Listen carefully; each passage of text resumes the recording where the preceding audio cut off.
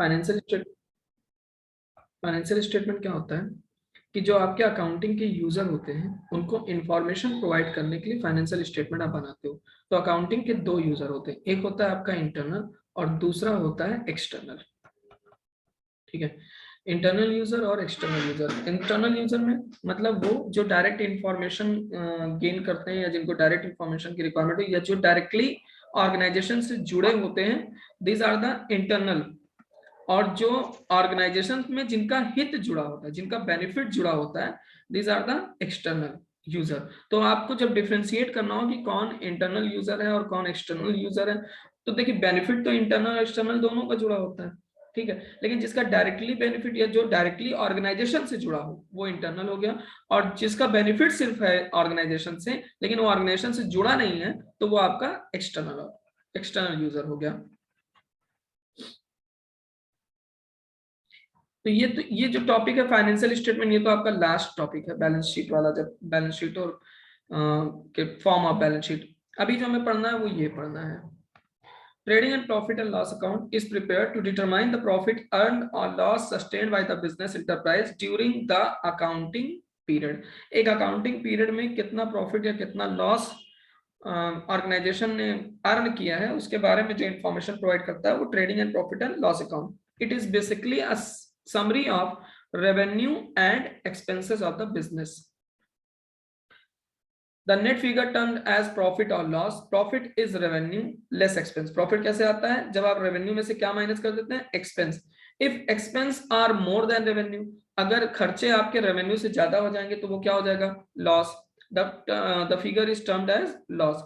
Trading and profit and loss account summarize the performance of an accounting period. It is achieved by transferring the balance of revenue and expense to the trading and profit and loss account from the trial balance। मतलब आपसे अगर ये question पूछा जाए कि trading and profit and loss account किसकी मदद से बनाया जाता है, तो ट्रायल बैलेंस की मदद से बनाया जाता है। Trading and profit and loss account is also an account with debit and credit side. It can be observe that debit balances representing expense. Debit side में हम क्या दिखाते हैं, एक्सपेंस एंड लॉसेस, और क्रेडिट साइड में हम क्या दिखाएंगे, revenue and gain.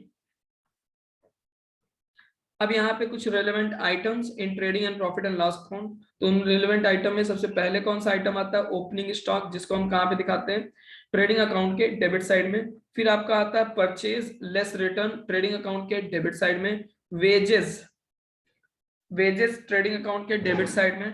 Carriage inward, ये भी आपका ट्रेडिंग अकाउंट के डेबिट साइड। ट्रेडिंग अकाउंट में सर कौन कौन से खर्चे जाते हैं, तो याद रखना, all expenses related to purchase, related to purchase, purchase से रिलेटेड जितने भी एक्सपेंसेस हैं, कॉमा प्रोडक्शन, कॉमा इंपोर्ट। ये कहीं भी लिखा नहीं है, मैं सिर्फ बता रहा हूं याद रखने के लिए कि कौन कौन से ट्रेडिंग अकाउंट में खर्चे जाते हैं। जितने भी खर्चे हैं जो परचेज से रिलेटेड है, जो प्रोडक्शन से रिलेटेड है, जो इंपोर्ट है, और डायरेक्ट एक्सपेंडिचर डेबिट साइड में जाते हैं खर्चे सारे। क्रेडिट साइड में क्या जाता है, सिर्फ और सिर्फ दो आइटम है, एक सेल्स और एक क्लोजिंग स्टॉक।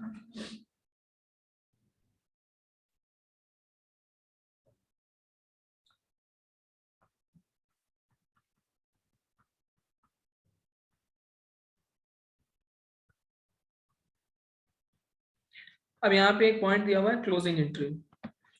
यहाँ पे जनरल एंट्री आपको नहीं याद करनी है ना, जनरल एंट्री की कोई जरूरत है, एडजस्टमेंट वगैरह कुछ नहीं पूछता है फाइनल अकाउंट में। फाइनल अकाउंट के एडजस्टमेंट पूछेगा, मतलब एंट्रीज वगैरह नहीं है। ये देखिए फॉर्मेट दिया हुआ है trading and profit and loss account का। सबसे पहले देखिए ट्रेडिंग अकाउंट बना हुआ है, डेबिट साइड में opening stock, purchase, wages, carriage inward. Carriage inward और कैरेज आउटवर्ड, कैरेज इनवर्ड हमेशा याद रखिएगा ट्रेडिंग अकाउंट के डेबिट साइड में जाता है, और आउटवर्ड जो होता है वो सेल्स से रिलेटेड एक्सपेंस होता है, तो वो प्रॉफिट एंड लॉस अकाउंट के डेबिट साइड में जाएगा। फ्रेट इनवर्ड या कार्टेज, ठीक है, ये भी आपके ट्रेडिंग अकाउंट के डेबिट साइड में जाएगा। अगर फ्रेट आउटवर्ड है तो प्रॉफिट एंड लॉस अकाउंट में चला जाएगा। फिर यहाँ पे आपने सेल्स लिखा, यहाँ पे एक चीज और आती है, बाई क्लोजिंग स्टॉक, टोटल करते हैं, फिर यहाँ का टोटल करते हैं, जो बैलेंस आता है, बैलेंस अगर डेबिट साइड में आया तो डेट इज कॉल्ड प्रॉफिट, और अगर बैलेंस क्रेडिट साइड में आ गया तो that is called gross loss. ठीक है, उसके बाद इस ग्रॉस प्रॉफिट या ग्रॉस लॉस को, अगर लॉस है तो इसको हम ट्रांसफर करेंगे डेबिट साइड में, अगर प्रॉफिट है तो इसको हम प्रॉफिट एंड लॉस अकाउंट के क्रेडिट साइड में ट्रांसफर कर देंगे। फिर उसके बाद जो जितने भी खर्चे बचे, कुछ भी जितने भी खर्चे या लॉसेस हैं, वो सारे के सारे प्रॉफिट एंड लॉस अकाउंट के डेबिट साइड में आ जाएंगे। और कोई भी अगर इनकम वगैरह, जैसे यहाँ पे एक interest received, dividend received, commission received, कोई भी इनकम अगर रिसीव्ड है तो वो आपके प्रॉफिट एंड लॉस अकाउंट के क्रेडिट साइड में आएगी। टोटल करके बैलेंस निकालेंगे, नेट प्रॉफिट आएगा, और ये नेट प्रॉफिट ट्रांसफर कर दिया जाता है कहाँ पे, बैलेंस शीट में। फिर उसके बाद यहाँ देखो एक पॉइंट दिया हुआ है, direct expense means all expense directly connected with the manufacture, purchase of goods and bringing them to the point of sales. लिख लो इसको, direct expense means direct expense means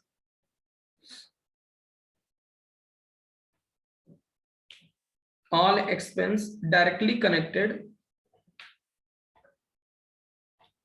with the manufacture, purchase of goods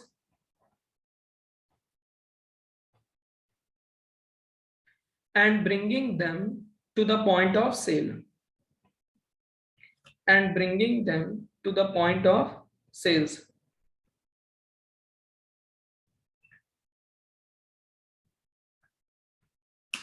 final account.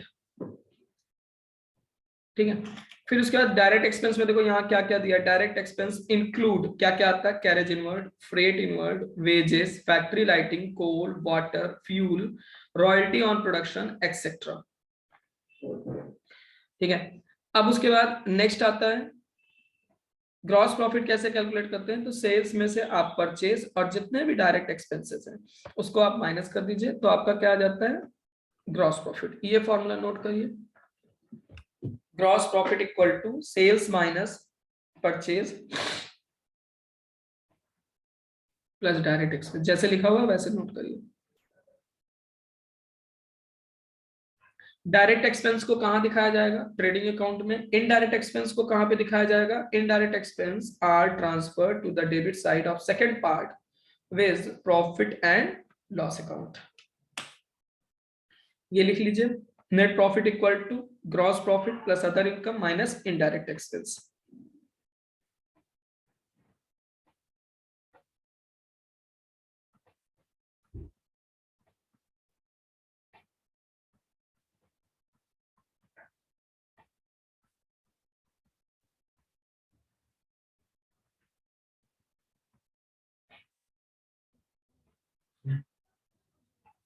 फिर आइए cost of goods sold and closing stock. कैसे आता है, opening stock plus purchase minus closing stock equal to COGS, cost of goods sold.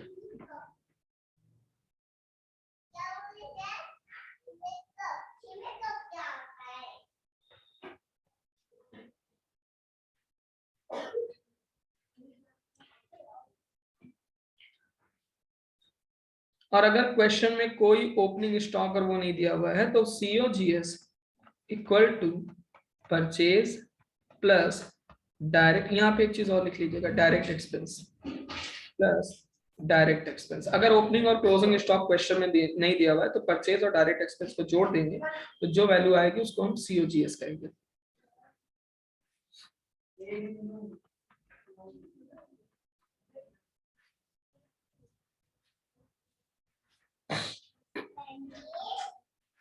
Question number 5 देखिए क्या कह रहा है, कह रहा है compute the cost of goods sold and prepare the trading account. तो हम तो सिर्फ कॉस्ट ऑफ गुड्स सोल्ड तुम्हें बता दें, ट्रेडिंग अकाउंट तो बना ही लोगे। आप क्या करोगे, सबसे पहले opening stock plus purchase plus wages plus freight inward minus closing stock. ठीक है, तो आपका COGS आ जाएगा। जरा बताओ कितना आ रहा है भैया, ओपनिंग स्टॉक दिया हुआ है 3 lakh, purchase 15 lakh, wages 1 lakh, freight inward 1 lakh और closing stock 4 lakh, sorry 16 lakh. 16 lakh. अगर आपसे यहीं पे पूछ ले कि ग्रॉस प्रॉफिट बताइए, तो सेल्स में से COGS माइनस कर दो, तो जो वैल्यू आएगा वो ग्रॉस प्रॉफिट होगा। तो सेल्स कितना दिया हुआ है 20 लाख, COGS लेकर आए 16 लाख, माइनस कर दीजिए तो कितना आ गया 4 लाख।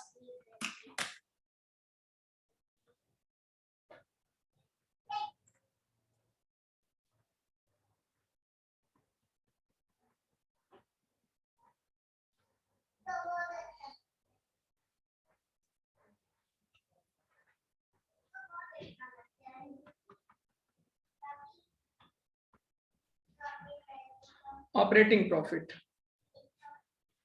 ऑपरेटिंग प्रॉफिट क्या होता है? वो प्रॉफिट जो कि सिर्फ और सिर्फ बिजनेस का ऑपरेशन से कमाया गया हो, मतलब अदर इनकम वगैरह इसमें ना जुड़ी हो, सिर्फ और सिर्फ बिजनेस के प्रोसेस से या बिजनेस करने से कमाया गया हो। तो operating profit is the excess of operating revenue over operating expense. यहाँ पे कह रहा है while calculating operating profit the income and expense of a purely financial nature, यानी इंटरेस्ट, कमीशन, ये सब हम नहीं लेंगे, are not taken into account. Thus operating profit is profit before interest and tax, जिसको हम EBIT भी बोल सकते हैं। तो उसको कैसे निकालते हैं? नेट प्रॉफिट में जोड़ देंगे प्लस नॉन ऑपरेटिंग एक्सपेंस, वो खर्चे जो बिजनेस से रिलेटेड नहीं थे, और उसमें माइनस कर देंगे नॉन ऑपरेटिंग इनकम, तो आपका ऑपरेटिंग प्रॉफिट आ जाएगा। नोट करिए, operating profit equal to net profit plus non operating expense minus non operating income.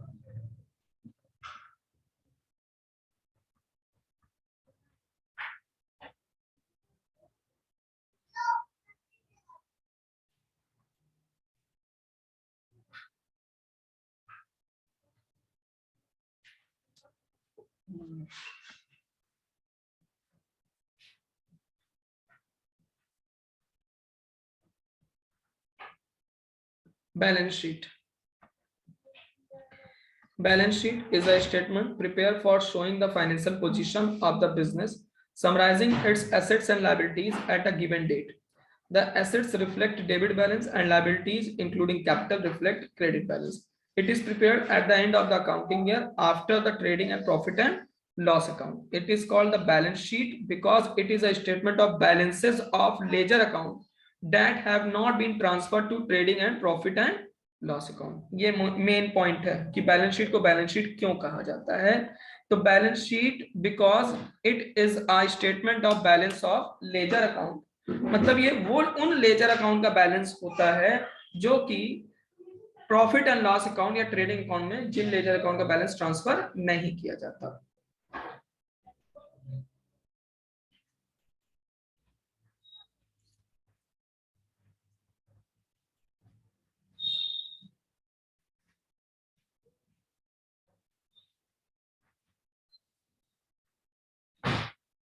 बहुत इंपॉर्टेंट क्वेश्चन है, लखनऊ यूनिवर्सिटी का इंटरव्यू देने गए थे तो मेरे से इसमें पूछा था एक प्रोफेसर ने, मार्शलिंग ऑफ बैलेंस शीट। अच्छा, लखनऊ यूनिवर्सिटी वाले ऐसे ही क्वेश्चन पूछते हैं, marshalling of balance sheet, difference between hire purchase system and instalment payment system. क्या करें बेचारे, उनके ज्ञान की सीमा ही इतनी है। मतलब आप असिस्टेंट प्रोफेसर के लिए इंटरव्यू देने जाएं तो आपसे इस तरह से सवाल पूछते हैं, क्योंकि वहां पे इंटरव्यू क्या होता है, अरे यार ऑन रिकॉर्ड बोल दिया ये क्या रिकॉर्ड हो रही है उसी में बोल दिया उनके ज्ञान की सीमा, और अभी हमारी PhD भी चल रही है। नहीं नहीं, लखनऊ विश्वविद्यालय के प्रोफेसर बहुत समझदार है, ऑक्सफोर्ड यूनिवर्सिटी से उनका टक्कर है। चलिए आइए, भूल जाते हैं कभी कभी कि रिकॉर्ड ऑन रिकॉर्ड क्लास चल रही है, हमें लगता है हम लाइव क्लास ले रहे हैं कॉलेज में। A major concern of accounting is about preparing and presenting the financial statement. The information so provided should be decision useful for the user. ठीक है। मार्शलिंग का मतलब होता है कि आप बैलेंस शीट का जो ऑर्डर है ना, जो आप उसका जो एसेट साइड में या लायबिलिटी साइड में जो आप आइटम को रख रहे हो ना, वो किस बेसिस पे रख रहे हो। एक दो बेसिस है, एक तो लिक्विडिटी ऑर्डर है और एक है परमानेंट ऑर्डर। परमानेंट ऑर्डर जैसे लैंड सबसे परमानेंट है, उसको सबसे ऊपर रख दो, फिर प्लांट एंड मशीनरी है, फिर फर्नीचर है, फिर डेटर है, फिर कैश है। ये किस ऑर्डर पे है? ये परमानेंट ऑर्डर पे है। अब इसी को अगर उल्टा कर दो, कैश सबसे ऊपर, फिर डेटर, फिर फर्नीचर, फिर प्लांट एंड मशीनरी, फिर लैंड, तो ये कौन सा ऑर्डर हो गया? ये लिक्विडिटी ऑर्डर हो गया। यही है marshalling of balance sheet.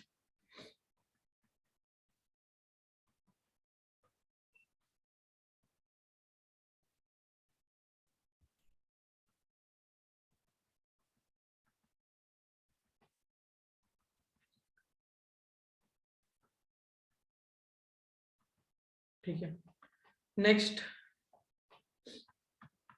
Adjustment.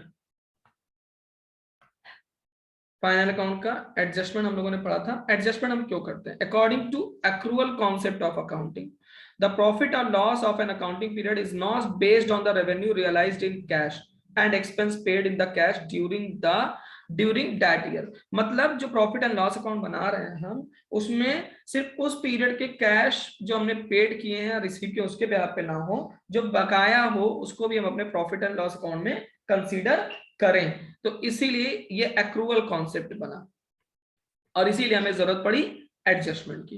तो एडजस्टमेंट के कौन कौन से आइटम एडजस्टमेंट में आते हैं? तो आप देखिए यहाँ पे सबसे पहला आइटम है क्लोजिंग स्टॉक। क्लोजिंग स्टॉक के बारे में क्या है? क्लोजिंग स्टॉक के बारे में ये है कि अगर क्लोजिंग स्टॉक एडजस्टमेंट में दिया हुआ है तो ये दो जगह, अच्छा एक चीज और याद रखिए, जितने भी आइटम एडजस्टमेंट में दिए होते हैं वो दो जगह जाते हैं। एक तो जाएगा आपका फाइनल अकाउंट में और एक जाएगा बीएस में, बैलेंस शीट में। और अगर वो ट्रायल बैलेंस में दिया हो तो सिर्फ एक ही जगह जाएगा। जैसे क्लोजिंग स्टॉक बैलेंस शीट में भी जाता है और प्रॉफिट है, सॉरी ट्रेडिंग एंड प्रॉफिट है, ट्रेडिंग अकाउंट में भी जाता है जब वो किस में दिया हो? एडजस्टमेंट में। फिर उसके बाद आता है दूसरा आउटस्टैंडिंग एक्सपेंस। आउटस्टैंडिंग का मतलब होता है बकाया। अभी जैसे सैलरी आउटस्टैंडिंग, आपने जैसे सपोज मैंने अपने ड्राइवर को भी सैलरी नहीं दी, तो that is the salary outstanding. तो ये क्या हो जाएगा? जो मैं सैलरी पे करता हूँ खर्चे, उसमें ये आउटस्टैंडिंग क्या हो जाएगा? ऐड होके तब प्रॉफिट एंड लॉस अकाउंट में शो होगा। और बाकी आउटस्टैंडिंग वाला ये अमाउंट कहां पे चला जाएगा? बैलेंस शीट में। किस साइड में? लायबिलिटी, क्योंकि अभी मैंने पे नहीं किया है। प्रीपेड, अनएक्सपायर्ड एक्सपेंस या प्रीपेड एक्सपेंस, ऐसे खर्चे जिनको हमने पहले से पे कर दिया, अभी उसका समय नहीं आया लेकिन पे पहले ही कर दिया। ठीक है, तो इसका क्या ट्रीटमेंट होगा? जैसे सैलरी है, सैलरी प्रीपेड है, तो प्रीपेड को मतलब ऑलरेडी जैसे मेरे ड्राइवर मेरे से एडवांस ले लेता है तो प्रीपेड मैं उसको पे कर देता हूं, तो मैं माइनस करके तब बैलेंस शीट में दिखाऊंगा। और ये जो प्रीपेड है ये कहां चला जाएगा? ये बैलेंस शीट के एसेट साइड में। एक्रूड इनकम, एक्रूड इनकम का ट्रीटमेंट, इनकम है, बकाया है। अब ये क्या होगा? जिस जैसे मान लो कमीशन अक्रूड है, तो कमीशन में क्या हो जाएगा? अक्रूड है, अक्रूड और आउटस्टैंडिंग दोनों एक ही चीजें हैं। आउटस्टैंडिंग और अक्रूड दोनों एक ही चीजें हैं, बस दोनों में फर्क क्या है ये समझो। आउटस्टैंडिंग लगता है लायबिलिटी के साथ और अक्रूड सॉरी, हाँ, अक्रूड लगता है इनकम, आउटस्टैंडिंग लगता है एक्सपेंस के साथ और अक्रूड लगता है इनकम के साथ। तो अक्रूड इनकम बकाया इनकम है, तो इसको हम क्या करेंगे? जोड़ देंगे और बैलेंस शीट में कहां पे दिखाएंगे? एसेट साइड में। Next, income received in advance, same treatment prepaid वाला, उस पर्टिकुलर इनकम में से माइनस कर देंगे और बैलेंस शीट में कहां दिखाएंगे? लायबिलिटी साइड में। Depreciation profit and loss account के डेबिट साइड में जाएगा एज अ एक्सपेंस और बैलेंस शीट में एसेट में जाएगा और पर्टिकुलर एसेट में से माइनस कर दिया जाएगा। Bad debt profit and loss account के डेबिट साइड में जाएगा और बैलेंस शीट में एसेट साइड में आपके डेटर में से लेस हो जाएगा। प्रोविजन फॉर डाउटफुल डेब्ट प्रॉफिट एंड लॉस अकाउंट के डेबिट साइड में और बैलेंस शीट में डेटर में से less. Provision for discount on debtor same treatment, profit and loss account के डेबिट साइड में और बैलेंस शीट में डेटर में से लेस। ये तीनों आइटम डेटर में से लेस होते हैं, याद रखना। Manager commission, manager commission profit and loss account के डेबिट साइड में और बैलेंस शीट में कहां पे दिखाएंगे आप इसको? कैपिटल में से माइनस। इंटरेस्ट ऑन कैपिटल खर्चा है, ये भी सेम वही ट्रीटमेंट होगा। और देखते हैं क्या है भाई।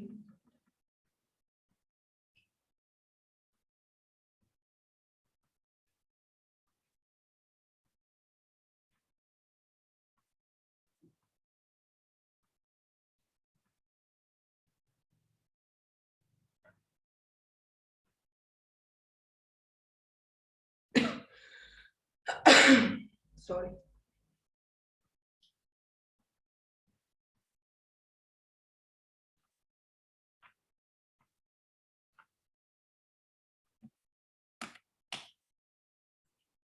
देखो एक यहाँ पे एक क्वेश्चन पढ़ लो।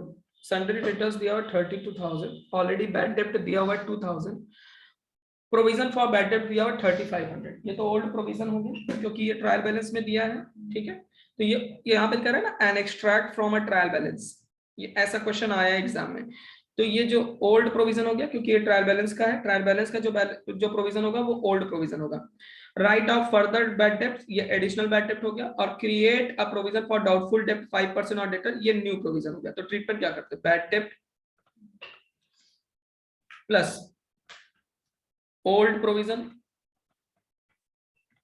Minus new provision plus additional bad डेप्ट, जो हम प्रॉफिट एंड लॉस अकाउंट में दिखाएंगे, जो बैलेंस, ठीक है।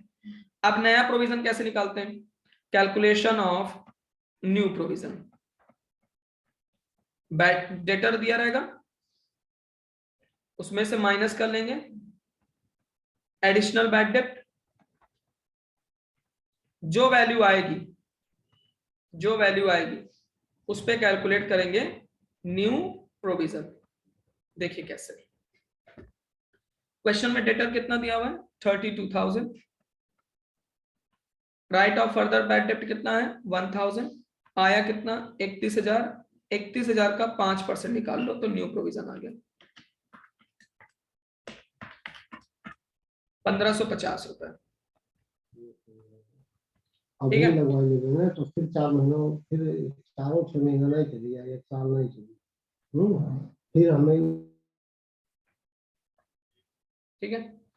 अब उसके बाद बैड डेप्ट क्वेश्चन में ऑलरेडी दिया हुआ है 2,000, ओल्ड प्रोविजन दिया हुआ है कितना 3,500, न्यू प्रोविजन कितना निकाला आपने 1,550, एडिशनल बैड डेप्ट कितना दिया हुआ है 1,000, 2,000 प्लस 3,500 प्लस 1,000 माइनस 1,550, 4,950।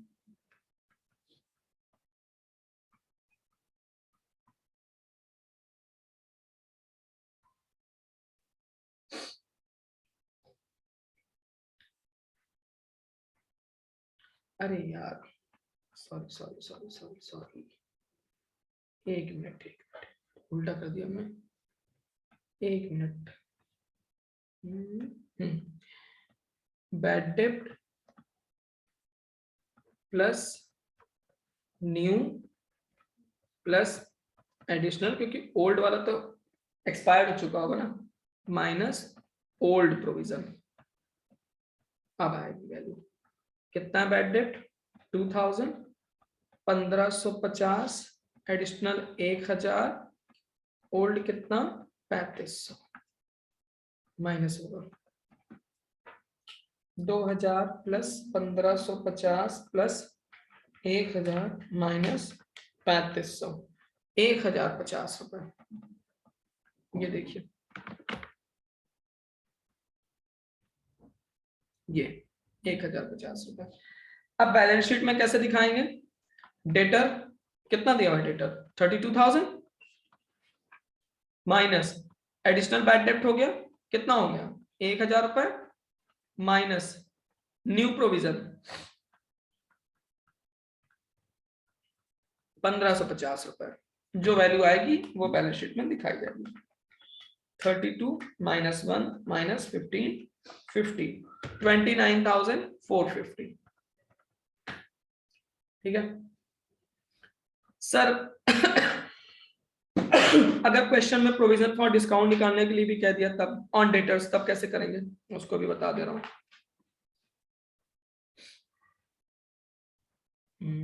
कोई क्वेश्चन दे दो भैया, नहीं दिया है, यही वाला तो नहीं है। देखो मैं बता रहा हूँ, एक मिनट।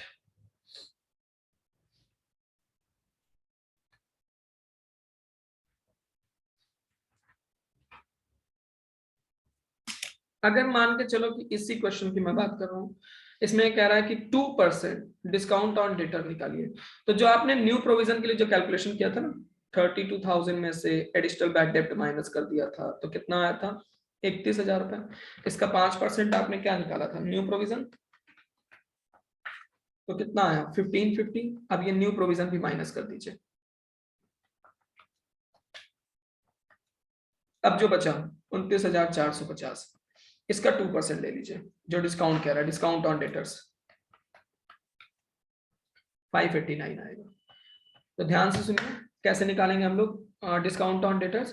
तो सबसे पहले डेटर लेंगे, डेटर में से माइनस कर देंगे एडिशनल बैड डेब्ट, फिर माइनस कर देंगे न्यू प्रोविजन, फिर जो वैल्यू आएगी कैलकुलेट करेंगे डिस्काउंट ऑन डेटर्स। ठीक है।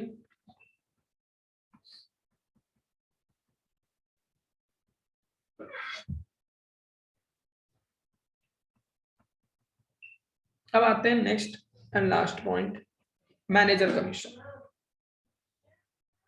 मैनेजर कमीशन में याद रखिएगा बिफोर कह रहा है या आफ्टर कह रहा है। अगर बिफोर कह रहा है तो net profit into percentage upon 100 करेंगे। आफ्टर कह रहा है तो net profit into percentage upon 100 plus percentage.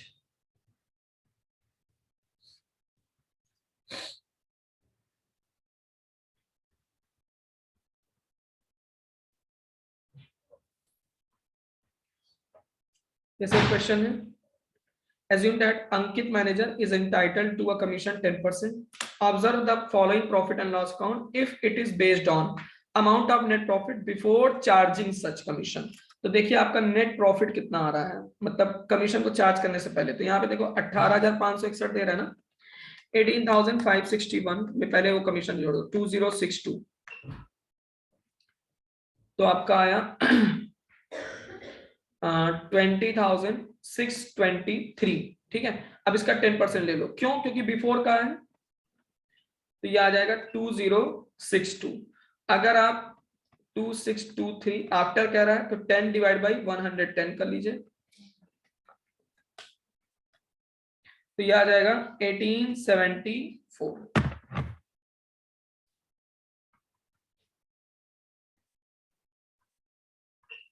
ये देखो manager commission outstanding liability side में बैलेंस शीट में दिखा देगा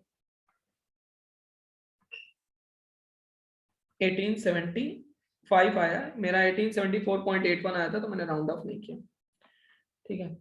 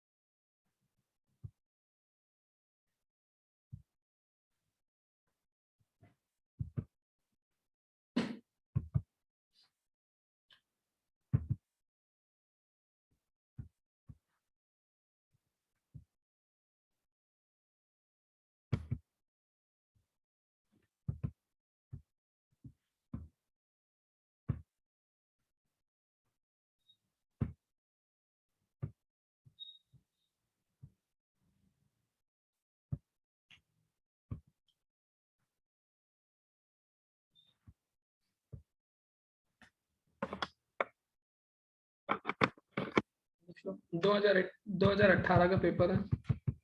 अरे यार ये फिर हिंदी वाला आ गया।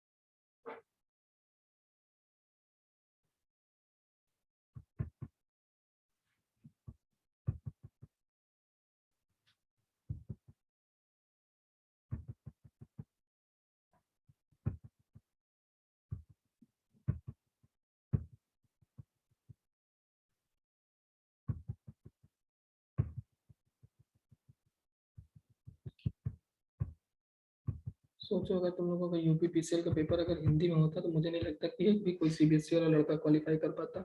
मैं यूपी बोर्ड से पढ़ा हूँ, मुझे नहीं समझ आता पेपर। तुम लोगों को क्या समझ आता है?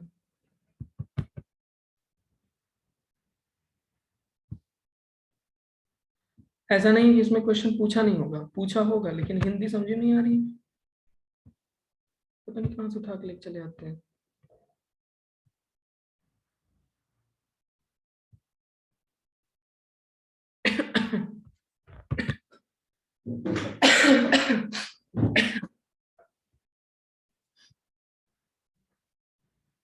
कुछ लोग होते हैं भाई, को महान आत्मा वाले होते हैं वो। अब हमारे कॉलेज में कई स्टूडेंट ऐसे हैं, अभी भी कह रहे हैं सर हिंदी में कुछ आपने नोट्स नहीं दिया। अब उसको हिंदी में नोट्स कहाँ से ला के दे देंगे? पहले हम खुद एक हिंदी की अच्छी प्रॉपर क्लास लें। माना कि यूपी बोर्ड से हम पढ़े हुए हैं, लेकिन अब छूट गया वो। 2003 में पढ़ा हुआ था। 2008 के बाद फिर हम इंग्लिश में ही सब कुछ किए हैं। अब आके इनको हम चले हिंदी में बताएं कि भैया ये देखो ऐसे होता है।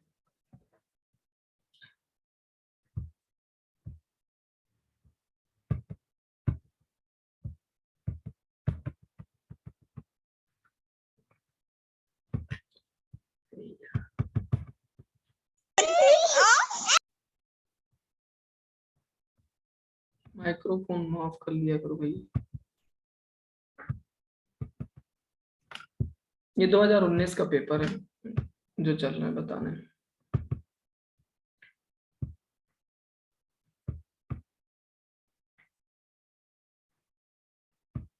पहला वाला क्वेश्चन तो फॉर्मेट का है, बैलेंस शीट के फॉर्मेट का, तो उसके फाइनल अकाउंट से कोई रिलेशन है नहीं। दूसरा वाला क्वेश्चन प्रोविजन फॉर डेप्रिसिएशन, ये डेप्रिसिएशन का क्वेश्चन है, करा चुके हैं। तीसरा तीसरा भी हो चुका है, कैपिटल एंड रेवेन्यू एक्सपेंडिचर। फिर आपका चौथा पांचवा क्वेश्चन रेक्टिफिकेशन का है। छठवां टैक्स का है। हाँ ये देखो, एक क्वेश्चन नंबर 7 देखो, आप लोगों ने पढ़ा होगा, एक डिस्काउंट होता है। डिस्काउंट डिस्काउंट डिस्काउंट दो तरह का होता है, एक होता है ट्रेड डिस्काउंट, एक होता है कैश डिस्काउंट। ट्रेड डिस्काउंट की बुक ऑफ अकाउंट में कहीं पे भी कोई एंट्री नहीं होती, याद रखना इस चीज को। क्वेश्चन पूछ सकता है कि कौन सा ऐसा डिस्काउंट है जिसकी बुक में अकाउंटिंग एंट्री नहीं की जाती है, लेकिन जिससे प्राइस कम हो जाता है, तो वो ट्रेड डिस्काउंट है। और कैश डिस्काउंट क्या दिया जाता है? कैश डिस्काउंट जब आपको पैसे जल्दी लेने हो अपने डेटर से, तो आप उसको ऑफर करते हो, यार इतने दिन में दे दोगे तो मैं तुम्हें इतना डिस्काउंट दे दूंगा। तो वो जो डिस्काउंट होता है वो कैश डिस्काउंट होता है। कैश डिस्काउंट को प्रॉफिट एंड लॉस अकाउंट के डेबिट साइड में दिखाया जाता है, क्योंकि ये एज अ एक्सपेंस है। Discount allowed for prompt payment, prompt मतलब आपको तुरंत या जल्दी ही पैसा चाहिए, is called rebate discount. No, rebate छूट होती है। ट्रेड डिस्काउंट नो, ये भी छूट होती है। Quality discount no, cash discount. Question number 7,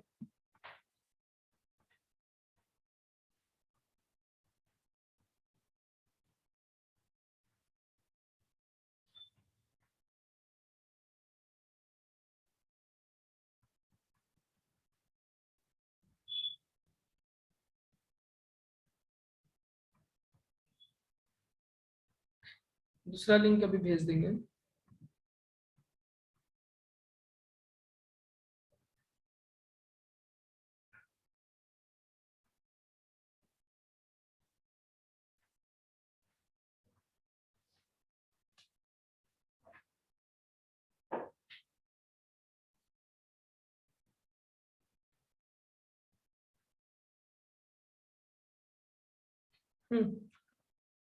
ये देख लो, which of the following is an equation balance sheet के लिए।